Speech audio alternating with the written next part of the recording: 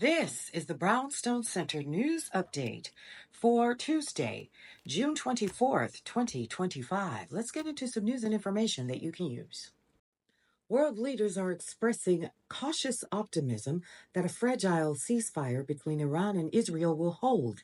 A truce between the two nations was announced overnight, but Israel and Iran soon after accused each other of violating the terms of the deal. Still, President Donald Trump insisted Tuesday morning that a ceasefire is in effect and warned both nations to abstain from further hostilities.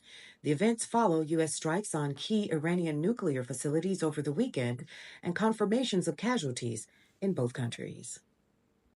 A life-threatening heat wave is bearing down on the eastern half of the U.S., stressing electrical grids and bringing temperatures that could tie or break records in up to 70 locations. New York City's Central Park is expected to hit 100 degrees for the first time since 2012, while Philadelphia could see its first June triple-digit temperatures in over 30 years. And nighttime won't bring much relief either, cautioned the National Weather Service. The heat isn't expected to break until midweek for eastern states. The world's 12th richest person just got a little richer. NVIDIA CEO Jensen Huang has begun selling some of the AI chip maker's stock as part of a pre-approved plan to cash in up to 6 million shares this year's worth $865 million, according to Bloomberg. Wang recently offloaded 100,000 shares for $14.4 million. He's operating under a 10b5-1 plan, which allows insiders of publicly traded companies to sell without running foul of the SEC or spooking investors. Wang's net worth of $126 billion is comprised of almost entirely NVIDIA shares.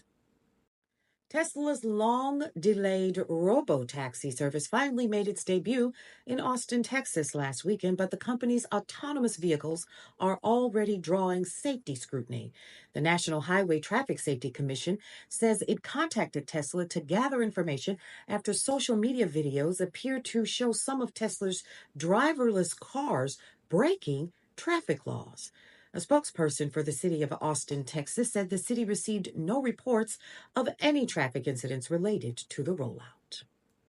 The Federal Trade Commission is given the go-ahead to a $13.5 billion deal between advertising giants Omnicom Group and the Interpublic Group.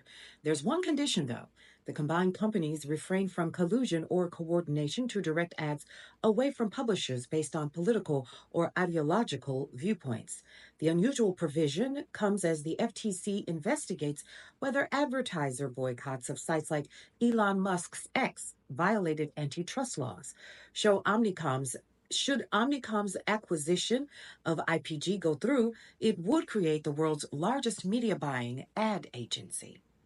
No sale for now. Starbucks is denying a Chinese media report that it's looking to sell off its business in that country. The coffee chain is struggling in China, its second biggest market, as cheaper homegrown rivals win over more and more customers. Chinese consumers have also been more cautious with their spending post-pandemic. Starbucks recently saw 4 straight quarters of declining same-store sales in China and dropped its try to reverse by rolling out lower prices and sugar-free options. This is Vernell Washington with breaking news at 9 a.m. Eastern. The ceasefire President Trump announced is collapsing in real time.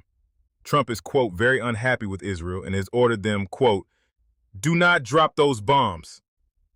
If you do, it is a major violation. Bring your pilots home now. He's literally shouting at an ally in all caps on social media while boarding Air Force One for the NATO summit. As he boarded the plane, Trump told reporters the two countries, quote, don't know what the F they're doing. Here's the chaos. Iran fired multiple waves of missiles at Israel right before the midnight ceasefire deadline, with their final barrage hitting Beersheba and killing several people.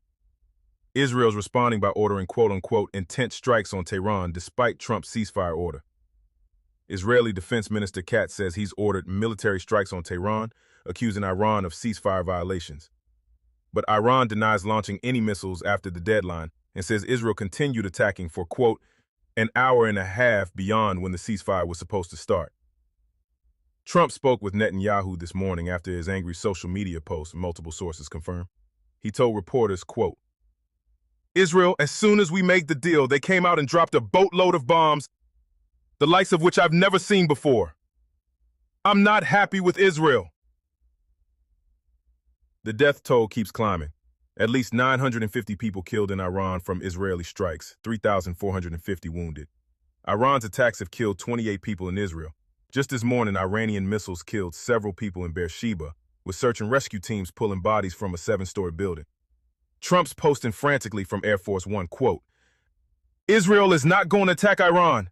All planes will turn around and head home. While doing a friendly plane wave to Iran, nobody will be hurt. The ceasefire is in effect. But explosions continue in Tehran as he's typing. The fragile ceasefire was brokered through Qatar, with VP Vance coordinating details. Iran agreed after their quote-unquote face-saving attack on our Qatar base. But both sides appear to be using the final hours before deadlines to launch maximum attacks.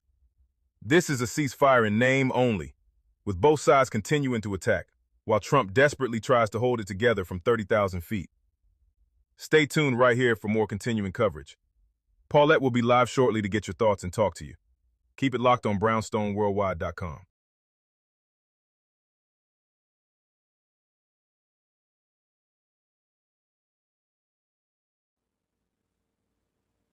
JetBlue Airways has announced that it will be ending its service at Miami International Airport as part of its cost-cutting measures to eliminate less profitable routes.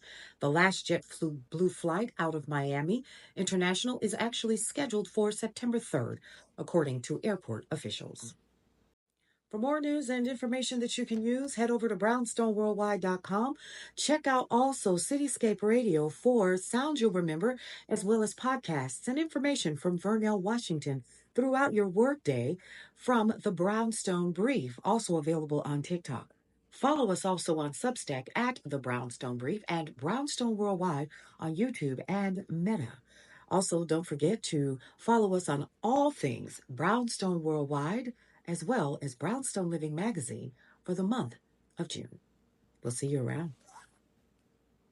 Welcome to the neighborhood.